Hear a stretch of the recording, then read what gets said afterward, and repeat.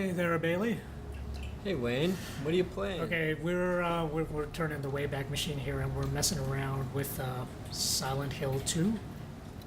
This is the HD version that's being played on the PS3, not the original PS2 version. So, but the reason that we're doing this is because, like, well, TGS is happening. There's been a new Silent Hill trailer. Which did you see that? Yeah.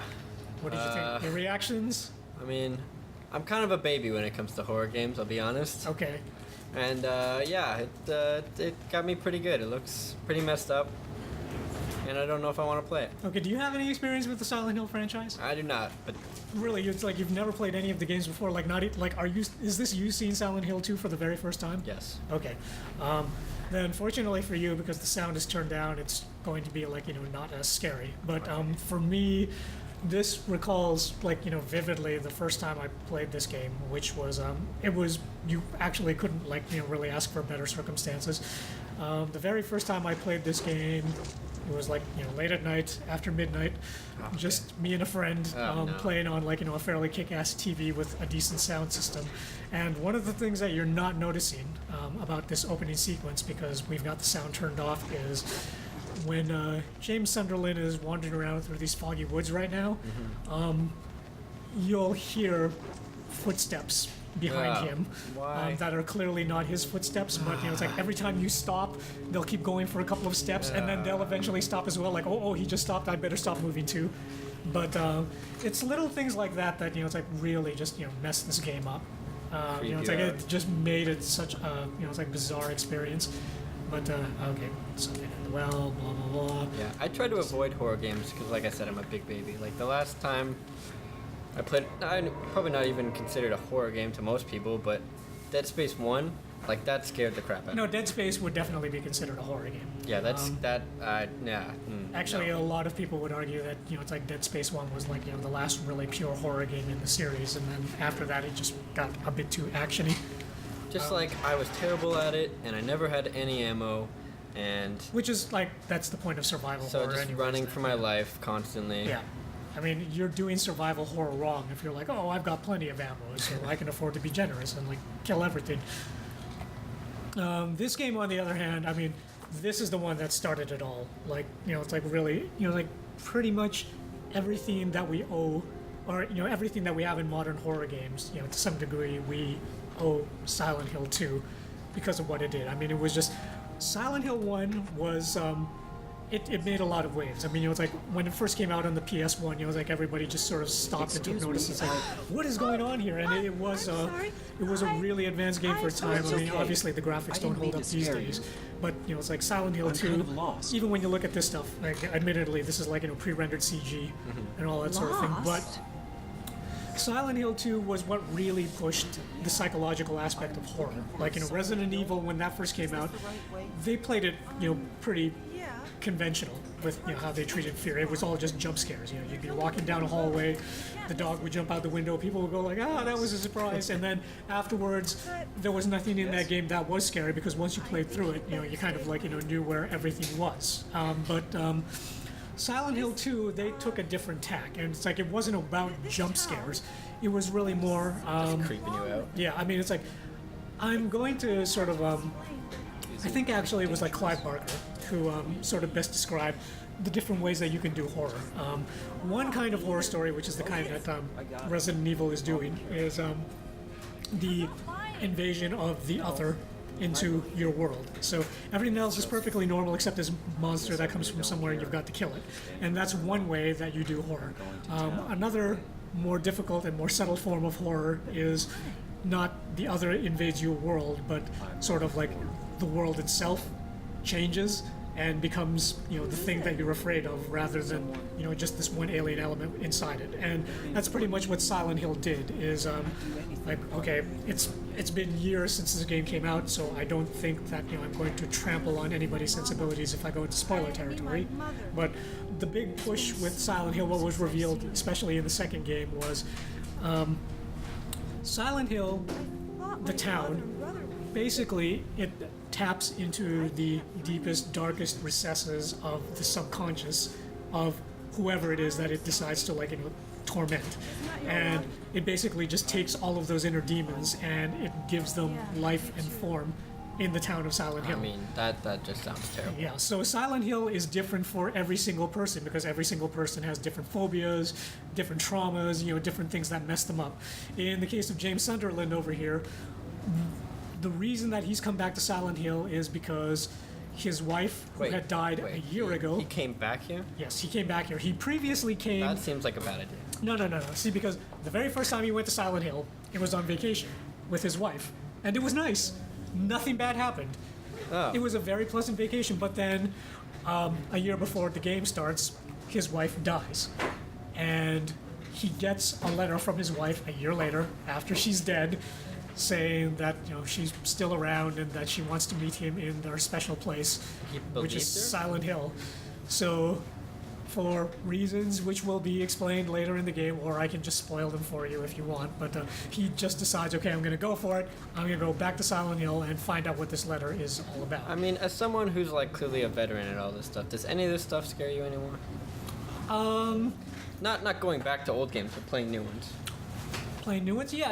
I mean, it's like it can still happen. I mean, it's like there are even it's like still segments of this particular game which even now when I watch them are very, very disturbing. A perfect example of this, wandering back into spoiler territory, the girl that we just talked to with the cutscene, this girl that you see on screen here, she's another one of the people that's trapped in Silent Hill, and her particular trauma is sexual abuse at the hands of her family, specifically her father. So you can imagine how messed up her vision of Silent Hill is when it feeds into, it's like incestuous, it's like abusive sexual trauma. And probably one of the most disturbing portions of this game when I was playing it is when you're sort of wandering around in her, horrific, trauma zone, and you start getting attacked by these creatures. And it's really, really impossible to describe exactly how they look. The closest that I can come to it is that they look like big vertical slabs, which are covered in cloth with something kind of like just sticking out of the middle of them. And you sort of have to stop and think about it. Yeah. But when you do, you eventually realize that what the monsters are is they're like beds on legs with one or two people under the covers doing something. And it's like once you sort of realize, it's like, oh my god, so these monsters that are attacking me are actually like physical embodiments of her being molested in bed. You're just like, okay, this is really dark and disturbing. And even though they're not like jumping out of windows and scaring you, when you see them come walking towards you and you realize what they symbolize, you're like, I'm seriously creeped out now. I mean, it's like I don't know what brain it took to sort of like have come guys in a meeting talking about this, going like what kind of monsters can we come up with? It's like child molester, incestuous bed monsters. Have you ever seen let's go the movie for it. So. The Cell? Yes, I have. It kind of what you're talking about kind of reminds me of that. Yeah, exactly. Like, I mean, it's like into its brain. It's one of those things that I actually found interesting about The Cell when I watched. It's like I'm pretty sure that The Cell was like not directly influenced by Silent Hill, but you can see some parallels in that. It's like especially the way the director Tarsem Singh, and it's like his vision of the dream states of it's like people in the world. It's like it's pretty much the same thing here, where it's like you take people's fears and anxieties and you just do something really, really messed up. I mean, if you were in the Silent Hill, what do you think would be like popping out at you? Oh man, yeah, it's like that's just, yeah, it would be messed up. It's just like, I mean, it's like it would be messed up for everybody. I mean, it's like nobody really wants to discuss like their deepest, darkest fears, and it's like just see them personified like that. But it's like yeah, for me, it would be especially messed up. For me, I think it would just be bugs. I always had like really weird nightmares with bugs. Like I had one where it was just like I was in my basement and it was just spider webs everywhere, and like they were like crawling out of like every crack and every wall, and there was just like stuff all over the floor. Oh, okay. I couldn't get away. Oh my god. Yeah, I mean, it's like one of the things that I find so interesting about Silent Hill is that when they decide to embody these anxieties, they don't play it safe. I mean, like what you described is like a phobia. It's it's pretty straightforward. I'm afraid of bugs, so okay. But with Silent Hill, they went after like more complicated feelings and emotions. It's like they went after guilt, they went after sexual abuse, they went after sexual repression, they went The deep after. stuff. Yeah, I mean, it's like, the really, really deep stuff. It's like really abstract stuff where you would think that would be really difficult to personify as a monster. But despite the fact that it was really difficult, they gave it a shot anyway, and on a lot of levels they succeeded. I think one of the really sad things really about Silent Hill is that it's like, especially the state that we're at now, is like there have been a few games in the series now, and none of them have ever really approached the same kind of horrific power as like the first three games. But it's like number two in particular, with all of the guilt tripping and like psychosexual imagery. Like you had Downpour, and then before that you had Homecoming, and those were not done by the original Japanese team, and you could feel it in like the tone and the way they handled it. Does like the new stuff make you interested at all for the Guillermo del Toro? See, like Guillermo del Toro, it's like I'm interested to see what he'll come up with, but again, he's not part of the original Japanese team, so I don't know exactly what his conception of horror is going to be. Kojima, he's been with Konami for like years and years now, so, and it's like, even though he's never participated directly in Silent Hill, I mean, it's like he's seen his development from the start. Been around the block. And perhaps more importantly, he's like a dedicated game developer, so he understands the dynamics of games, and in particular, he does really messed up stuff with interaction and playing with player expectation, because he did that all the time in the Metal Gear Solid games. So I would be very, very interested to see how he handles it when he turns his mind towards horror, because there have been like pseudo horror elements of a sort in like the Metal Gear games. Every once in a while they get a little messed up, but now with the Silent Hill game, basically Konami is giving Kojima to get as messed up as he possibly can do. I mean, that's from what I saw in the is trailer, it was more along the lines of like creepy stuff coming out of the walls and jumping out at you and like monsters. Because I mean, that's Del Toro's sort of area of expertise. He's got a really creative mind for like monsters and really weird abstract things. Yeah. I don't know so much about the psycho. Yeah.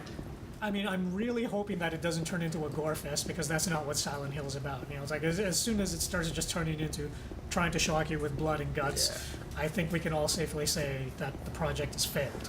But with the new one, I don't know. We'll see. I mean, like even just wandering around and like nothing's been happening. It's all just fog. But when you play the game, when you get invested in the story and all that, it's like when you see what's going on, this gradually builds up a fear in you. And hopefully we'll see the same thing in the new Silent Hill game. But it's like, for now we'll just leave it there, hanging uncertainly in the fog, as always happens in a Silent Hill game. So I'm Wayne, and Edward Bailey, and I guess we'll see you guys around. See ya.